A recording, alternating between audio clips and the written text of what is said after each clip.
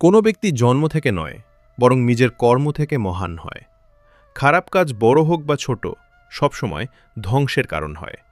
কারণ নৌকায় ছিদ্র ছোট হোক বা বড়, নৌকা ডুববেই। যা হওয়ার আছে তা হবেই, আর যা হওয়ার নয় তা কখনো হবে না। যারা এ বিষয়ে নিশ্চিত, তারা কখনো দুশ্চিন্তায় ভোগেন না। ভালো কাজ করা সত্ত্বেও লোকে শুধুমাত্র তোমার খারাপ দিকই মনে রাখবে। তাই লোকে কি বলছে সেদিকে কান দিও না, নিজের কাজ করে যাও।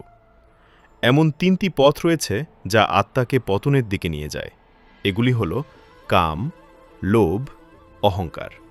ক্রোধ ও লোভ, এদের ত্যাগ করাই সর্বোত্তম।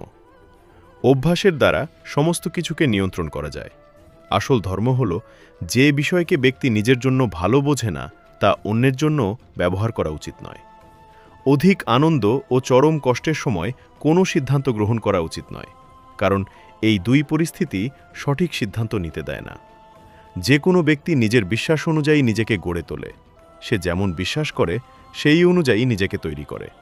আমাদের মন যখন দুর্বল থাকে, তখন পরিস্থিতি সমস্যায় পরিণত হয়, এবং আমাদের মন যখন কঠোর হয়, তখন পরিস্থিতি সংঘর্ষে পরিণত হয়। যখন মন শক্ত থাকে, তখন পরিস্থিতি সুযোগে পরিণত হয়। লাগাতার চেষ্টা করে অশান্ত মনকেও নিয়ন্ত্রণে রাখা যেতে পারে।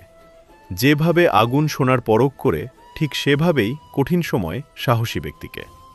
যে ব্যক্তি ফলের ইচ্ছার ত্যাগ করে শুধুমাত্র কর্মের উপর মনোনিবেশ করে, তারা অবশ্যই নিজের জীবনে সফল হয়। পরিবর্তন সংসারের নিয়ম। সময় অনুযায়ী সংসারের সমস্ত বস্তু পরিবর্তনের নিয়মের পালন করে। ব্যক্তি সব সময় নিজের ভাগ্যকে দোষ দেয়।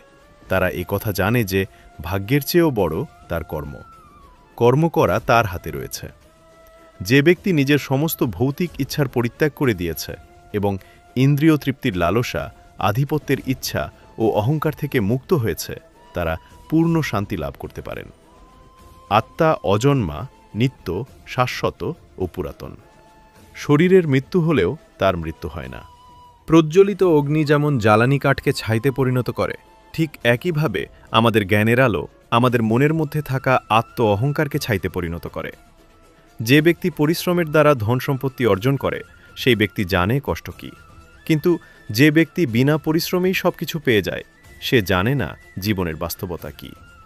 সুখ মানুষের জীবনে অহংকারের পরীক্ষা নেয়, আর দুঃখ মানুষের জীবনে ধৈর্যের পরীক্ষা নেয়। সন্দেহ মানুষের মন থেকে সুখ কেড়ে নেয়। যে ব্যক্তি সন্দেহপ্রবণ হয়, সে ইহলোক কিংবা পরলোক কোথাও গিয়েই শান্তি পায় না।